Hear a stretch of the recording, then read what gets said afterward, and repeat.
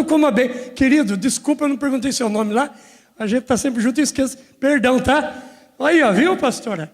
Viu? Você almoçou lá e o moço veio aqui, ó, participar com a gente também. Deus abençoe sua vida, sua família. Na verdade, são batistas, né? A comida gostosa lá também, muito boa. Fomos abençoados lá, viu? Seja bem-vindo. E o Michel, não sei se ele está aí também, pastor Michel também ficou de vir. Acho que não veio, né? Pastor Michel, que é de uma das nossas igrejas, mas queria muito estar com a pastora hoje. Irmãos, eu acho que você não precisa nem abrir a Bíblia, porque você conhece esse texto decoradamente. O tema de hoje é Venha o Teu Reino. Ele vai colocar aqui o tema, não é de hoje, esse é o tema do ano. E eu quero, com a graça de Deus, trabalhar um pouco esse texto. Quando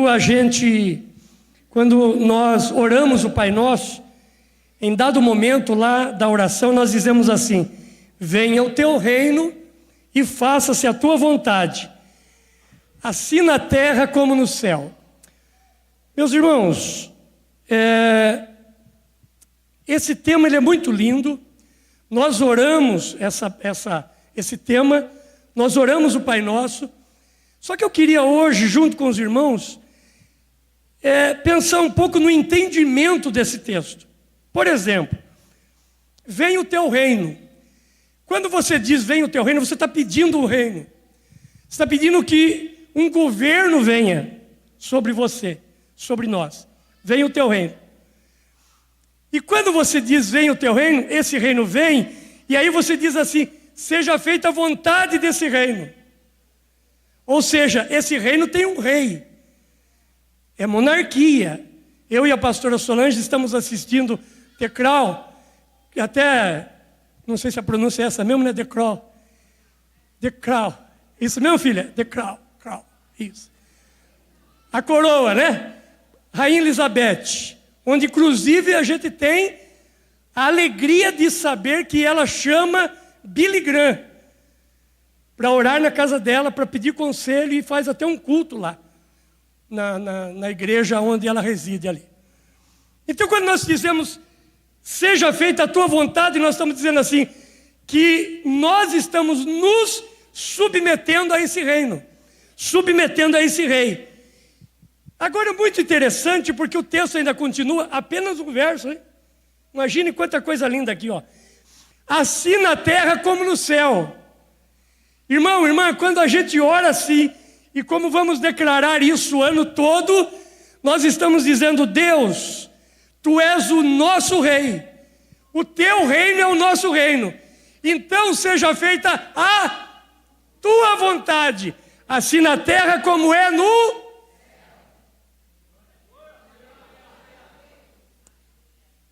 Olha, irmãos, fazer a vontade de Deus na terra, como a vontade dele é feita no céu, não é para qualquer um. É só para os nascidos nesse reino. Porque senão não suporta, não consegue. Nós estamos pedindo um reino. Israel viveu escravo, escravizado. E agora quando Jesus vem, é muito interessante porque os hebreus, os judeus, entendiam o que era domínio de um rei. Agora estão sob o domínio de uma pessoa chamada César.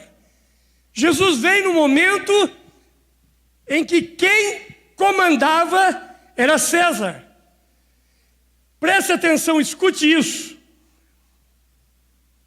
Por que Jesus não nasceu no reino de Nabucodonosor, Dario e tantos outros reis que passaram? Jesus vai nascer na época em que Roma dominava. Porque a palavra de Roma na época era César. O grande líder era César. E a expressão, pastor Avani e Luiz Henrique, que se conhecia da palavra de domínio na época era: César é Senhor. Então, quando os cristãos encontravam com essas pessoas, os soldados de César e outros mais, O pessoal do César levantava a mão dizendo: César é o Senhor. Era quase com a postura de Heil Hitler. Mas os discípulos levantavam a mão e diziam: não, Jesus Cristo é o Senhor. Jesus disse que é para nós pagarmos tributo a César, obedecermos, mas em termos de balança de Senhor na nossa vida, Jesus é o Senhor. Aí Jesus vem lá na frente, em algum texto, e diz assim: por que me chamais Senhor, Senhor, e não fazei o que eu vos mando? Levanta sua mão direita e diga: Deus, estamos aprendendo em 2024 sobre o reino, e me ajuda a servir nesse reino. Irmãos, preste bem atenção.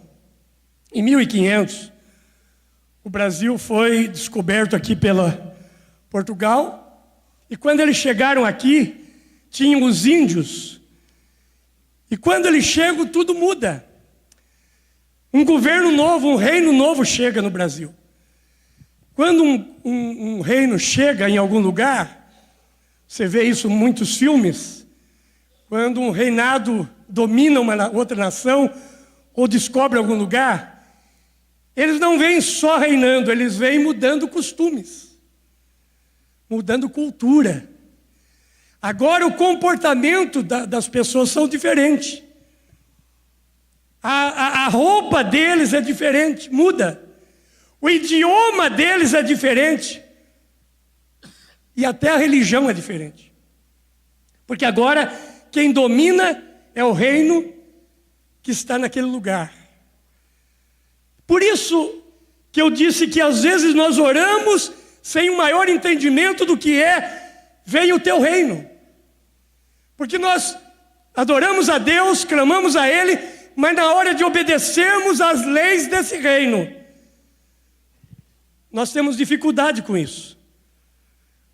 Esse reino tem um rei, esse reino tem um governo, esse reino tem um domínio.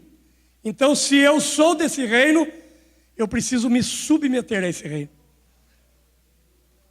Venha o teu reino, seja feita.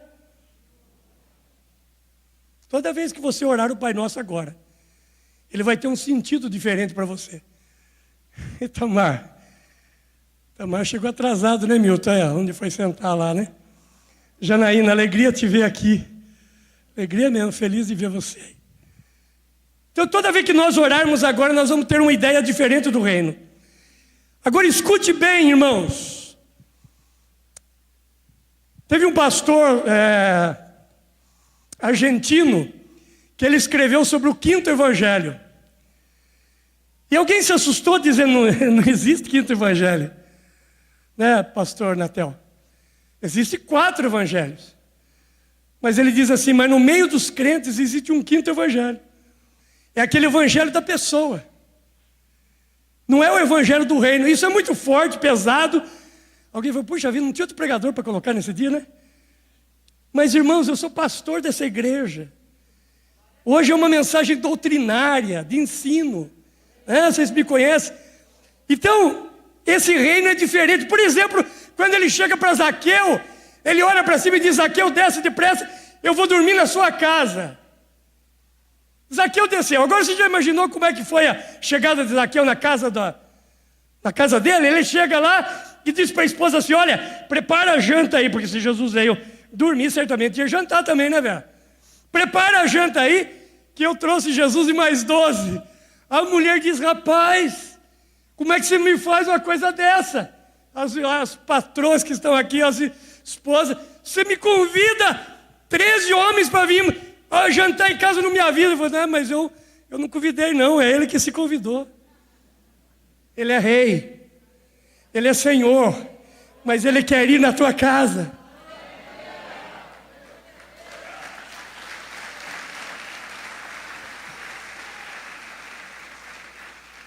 Não é uma opção, é uma ordem. Irmãos, escute isso, a ideia de reino ela é diferente da ideia de democracia. Nós temos aqui nosso vereador, nós temos autoridades na cidade. A palavra democracia ela é muito bonita. Você sabe que a democracia é bom para os outros. É bom para a gente fazer os outros viverem democracia. Mas a gente tem dificuldade com a democracia, não é isso? Porque quando é para nós é democracia, quando não é ditadura, não é?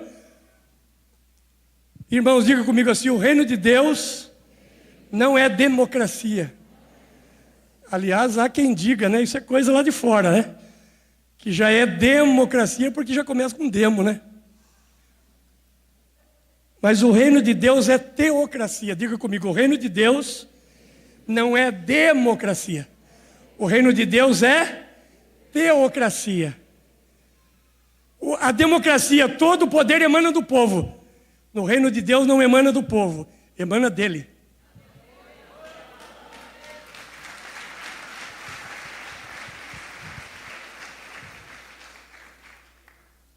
Onde tem gente tem Deus, não é verdade? A voz do povo é a voz de Deus, não é verdade? Todo caminho leva a Deus, não é verdade? Isso é coisa que criaram aí para facilitar a amizade, evitar problemas. O reino de Deus é a autoridade de Deus. Vamos lembrar disso na Bíblia? Teríamos muitos textos, mas vamos lembrar quando Deus governava o povo de Israel. Um dia o povo se reúne, Denis, e diz assim: todas as nações têm um rei, nós não temos, queremos um rei. Deus disse assim: eu quero ser o rei de vocês, eu quero ser o governo de vocês, eu quero ser o senhor de vocês. Mas o povo escolheu Saul, que foi o primeiro rei de Israel. O povo gosta de escolher rei, mas é bom lembrar que nós já temos um rei. Esse reino já tem um rei. E foi um tempo muito difícil, se sabe, para Israel. Então, a história do poder de Deus e do reino de Deus, ele é mais forte do que a gente pensa. Outra coisa no reino de Deus é servo. Quando você olha para alguns líderes religiosos, falando agora de gente na posição minha, de pastor, que se você não chamar ele de bispo, sacerdote, apóstolo, semideus, sei lá, arcanjo, querubim, ele não está feliz, porque ele gosta do título. Eu chego a pedir para as pessoas: não me chamem de título. Agora, essa semana, não sei se vocês viram, mas se não viram, depois fala, eu mando. Eu não vou pôr aqui, lógico que não vou fazer isso, é questão de ética, mas está lá, postaram lá, apresentando um pastor. Irmãos, eu mostrei para minha esposa hoje, antes de vir para cá. O rapaz está apresentando, o pastor está aqui atrás. Aí ele diz assim: nós vamos receber o teólogo pós-graduado em capelania. Terceiro, doutor honoris causa, quase que errei, doutor honoris causa da educação cristã. Doutor honoris causa, é assim mesmo que fala, né? Honoris. Doutor honoris causa educação eclesiástica. Mais um, cidadão honorário em 12 cidades. Sexto, cidadão honorário em 2 estados do nosso Brasil. Sétimo, comendador, pioneiro do estado.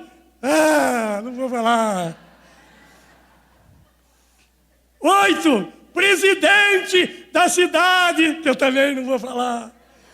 Está lá, irmão, só procurar, está lá para todo mundo ver. Você vai achar. Presidente, irmãos, estou no 9º já aqui, ó. Presidente da União de Ministros. 10º, presidente da Convenção Geral, agora acho que já até contei, né? Tal. E para encerrar, para apresentar o homem, a vossa reverendíssima.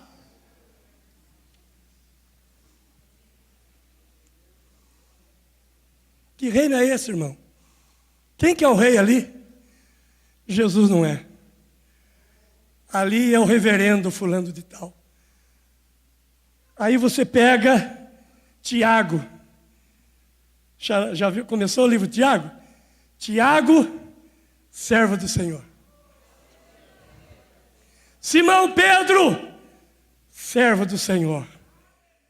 Paulo, servo do Senhor. Até Maria, mãe de Jesus, aqui está a serva do Senhor.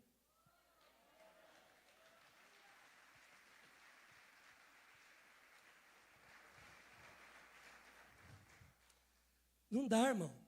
Se não for servo, não dá. Irmãos, diga comigo assim: quem é servo, vê milagre primeiro.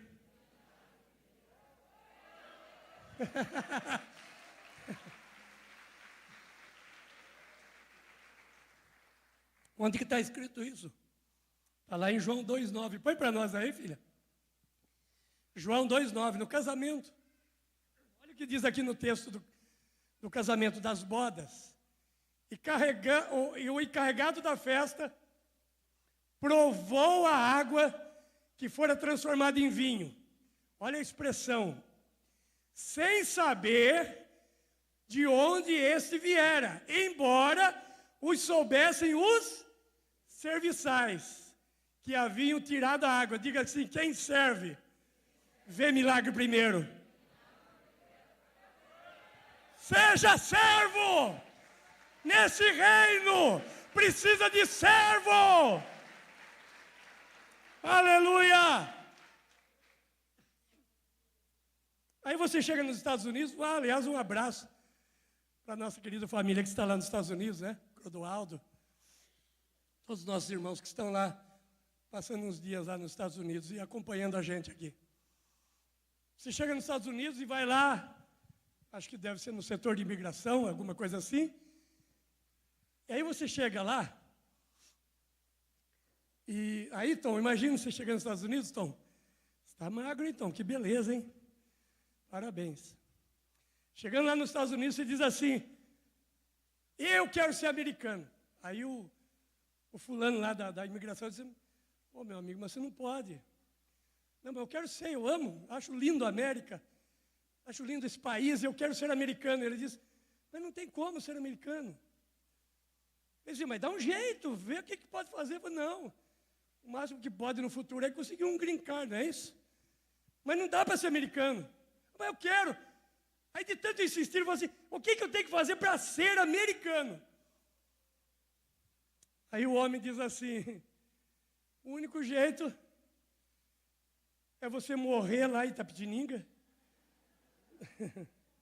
no Brasil, nascer de novo, só que dessa vez nos Estados Unidos.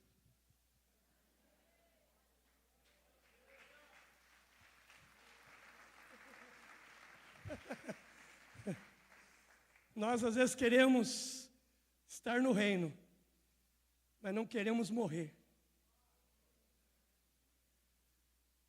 E com a mesma atitude do reino das trevas, não dá para ser desse reino.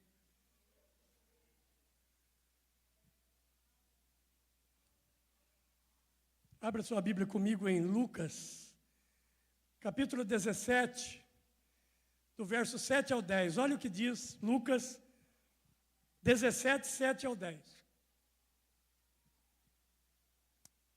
Qual de vocês, tendo um servo que esteja arando ou cuidando das ovelhas, lhe dirá quando ele chegar do campo: vem agora, sente-se para comer? Ao contrário, não dirá: prepara o meu jantar, apronta-se, sirva-me, enquanto eu como e bebo, e depois você pode comer e beber. Verso 9: será que ele agradecerá ao servo por ter lhe feito o que foi ordenado? Agora o 10 é muito forte, né, irmão? Assim também vocês, Jesus falando para os discípulos, quando tiverem feito tudo o que for ordenado, devem dizer: nós somos servos inúteis, apenas cumprimos o nosso dever.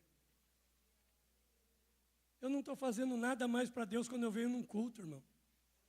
Quando eu sirvo a Deus, quando eu ganho uma alma, quando eu resolvo servir na igreja, quando eu resolvo ser um voluntário, quando eu faço alguma coisa para alguém no reino. Porque nós somos chamados para servir. E esse reino não precisa de doutores, no sentido de nomes, no sentido de pompa, no sentido de títulos, obrigado, mas sim de servos. Eis aqui o servo, eis aqui a serva do Senhor. Irmãos, outra coisa, esse reino tem uma linguagem. Nós falamos de cultura, nós falamos de servir, agora eu quero lembrar um pouco, esse reino tem uma linguagem. Salmo 150, vamos lê-lo, ele não é longo. Salmo 150, grande final dos salmistas. Salmo termina de uma maneira linda. Aleluia! Louvem a Deus no seu santuário, louvem-no em seu magnífico firmamento, louve-nos pelos seus feitos poderosos, louve-nos segundo a imensidão da sua grandeza, louvem ao som de trombeta, louvem com a lira e a harpa, louvem com os tamborins e danças, louvem com instrumentos de cordas e com flautas, louvem com símbolos sonoros, louvem com símbolos ressonantes, tudo que tem vida, louve ao Senhor. Aleluia. O começo diz assim: louve ao Senhor pelos seus poderosos feitos. Você já reparou que como servo, a gente tem uma linguagem melhor? A gente começa a agradecer a Deus por alguns detalhes que quando não somos servos não sabemos fazer. Quando você era apenas um religioso, você não tinha uma oração que era repetida, era aquilo. Se alguém mandasse orar, você ia orar aquilo. Aí você se tornou um servo de Jesus. Entrou para esse reino. Você começou a louvá-lo de forma diferente. Mas ainda precisamos melhorar. Vamos pensar, eu não vou fazer isso, mas vamos pensar que eu dissesse agora aqui, irmãos, nós vamos ter um momento de louvor e adoração agora. E nessa adoração e glorificação, nós vamos louvar a Deus pelos seus atos poderosos, pelos seus poderosos feitos. Porém, você não pode dizer glória a Deus. Você não pode dizer aleluia. Você não pode dizer louvado seja. Você não pode dizer nenhuma dessas palavras que você está acostumado. Louvado seja Deus, grandioso é Deus. Não. Vamos louvar então? Vamos. E aí? O que sai aí? Nem bendito seja Deus. Tira isso também. Louvai a Deus pelos seus atos poderosos. Deus é paz? Não, então, tira. Pensa num poderoso feito de Deus. Livramento. Obrigado, Deus, pelo seu livramento. É um poderoso feito. A misericórdia. Irmão, deixa eu falar uma coisa aqui. Quem tomou banho hoje? Brincadeira. Com esse calor, né, mano? Irmão, a hora que você estava debaixo do chuveiro, você não teve vontade de dizer: Senhor, louvado seja o teu nome por essa água que cai, pelo chuveiro da minha casa. Louvar a Deus por coisas que estão acontecendo na sua cidade, por bênçãos de Deus na sua vida, por amigos que você tem, por um pássaro que voa, por poder acordar e respirar, pelo ar que respiramos. É forma de que, quando estamos no reino, nós começamos a orar por detalhes, agradecer por detalhes que estão acontecendo no nosso culto, na nossa vida. E no culto hoje poderíamos fazer isso. Por isso vem o salmista lá e diz assim: o seu louvor estará continuamente na minha boca. Que senão se pode louvar a Deus, ou se pode amanhã dizer assim: que calor terrível.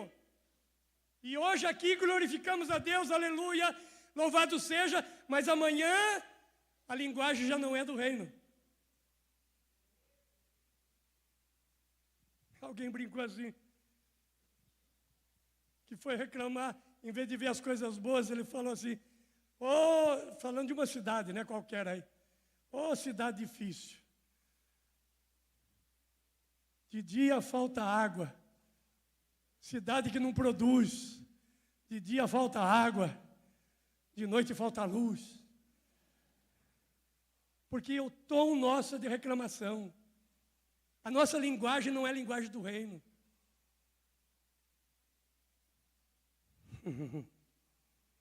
Silêncio gostoso, né?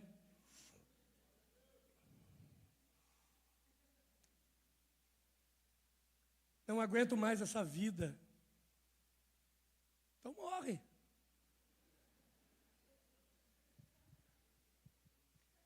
Deus deu a vida, irmão. Como é que eu vou reclamar de um presente tão lindo que é a vida? Dia horrível. Não aguento essa família. Mais um assunto para a gente já vai caminhar para o final, graças a Deus, né, irmãos? Irmãos, você já pensou o que aconteceria conosco agora se o oxigênio que está nesse lugar fosse tirado? Todo mundo morria. É verdade ou não é? Diga comigo assim, o oxigênio do reino é o amor. É o que nos mantém vivos, irmãos. Por isso nós temos que ser um povo diferente. Porque nós respiramos oxigênio. Olha o que diz lá em João, capítulo 13, verso 34 e 35. Acompanhe comigo lá e a gente já caminha para o encerramento. João 13, 34 e 35. Olha o que diz nesse texto. Um novo mandamento dou a vocês. Eu penso que quando Jesus disse para os discípulos, um novo mandamento dou a vocês, eles olharam, que coisa diferente, como se novo mandamento. Aí Jesus diz assim, amem uns aos outros. Eles disseram, não tem nada de novo. Como é que é novo? Já está lá na lei. A gente já conhece isso. Amar uns aos outros não é novo. Só que aí Jesus continuou. Como eu...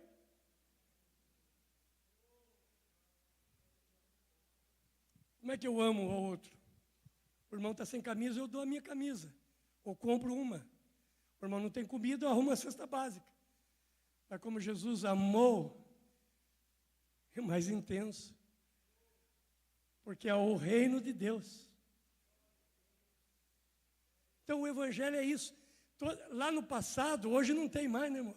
Acho que deve ter raras casas. Já tem alguém aqui, quem sabe, que tinha aquele quadro da porta estreita, do caminho largo e do caminho estreito. Um monte de gente no caminho largo, pouca gente no caminho estreito. Sábado na balada, domingo na igreja. Isso não é reino, irmão. Durante a semana na bebida, domingo na Santa Ceia. Isso não é reino. O evangelho não é assim, essa simplicidade toda, não. Não mude de igreja, irmão, aguenta firme. Eu amo vocês.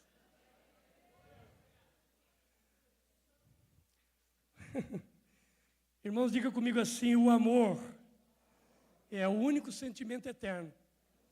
Por que eu digo que o amor é o oxigênio do reino?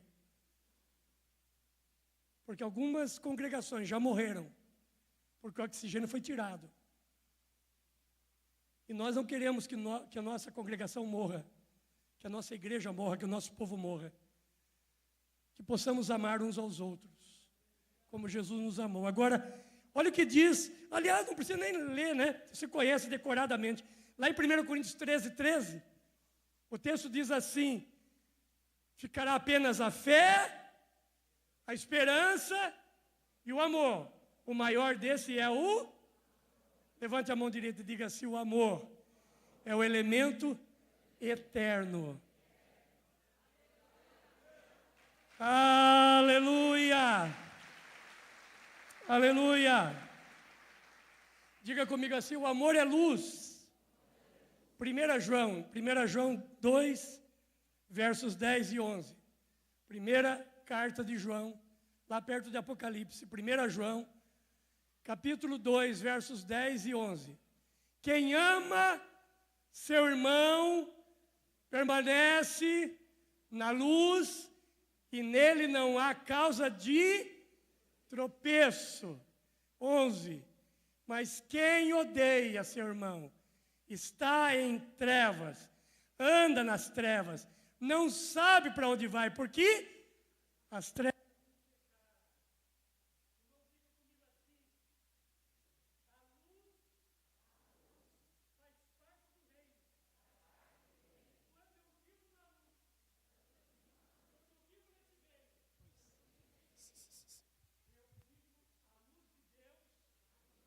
Na vida das pessoas. Por que eu estou dizendo isso? Porque muitas vezes nós tropeçamos nas pessoas. Quando nós vivemos esse amor que é luz, nós não vemos tropeço. Eu acho legal a Vera, mas não quero ter assim, um grande amor por ela, porque a Vera tem defeito. Eu estou tropeçando na Vera. Estou usando esse exemplo, Vera Braga. Estou usando esse exemplo. Nós tropeçamos nas pessoas. Irmãos, nós não estamos aqui para ver defeito, nós estamos aqui para amar. Esse é o reino. Esse é o reino. Senão não vai funcionar. Agora eu vou dizer algo que é do meu coração. Pode ser que você creia ou não, nós temos muitos pastores e líderes aqui, temos teólogos. Mas você conhece alguém que já perguntou assim: será que eu sou salvo? Tem dúvida da salvação? Quanta gente às vezes fala: mas será que eu sou salvo mesmo? Vamos tirar a dúvida? 1 João 3,14, e com isso a gente ora e encerra. 1 João, lá também, 1 João 3,14. A certeza da salvação aqui, ó. Sabemos que passamos da morte para a vida, porque amamos nossos irmãos. Quem não ama, permanece na morte. Levante a mão e diga assim: eu estou salvo. Porque nesse reino, eu amo o meu irmão, eu amo a minha irmã.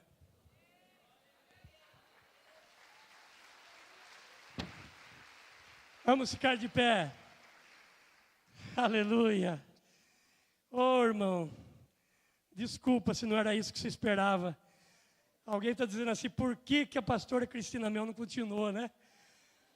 Mas essa palavra está no meu coração, porque esse ano vem o teu reino. Irmãos, vamos viver esse reino para valer. Não vamos apenas ter título de crente. Onde você é? Sou da Quadrangular. Sim, graças a Deus, a igreja que eu me criei, só tenho que agradecer a Deus por ela. Mas acima de tudo nós somos do reino. Eu não vou lá porque eu não sou da sua igreja. Irmão, nós não somos da igreja, nós somos do reino. Reino de Deus está entre nós, disse Jesus.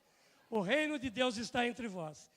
Queridos, antes de orar e fazer a declaração do mês, hoje tem uma cantina dos homens lá, tem pastel de carne, de pizza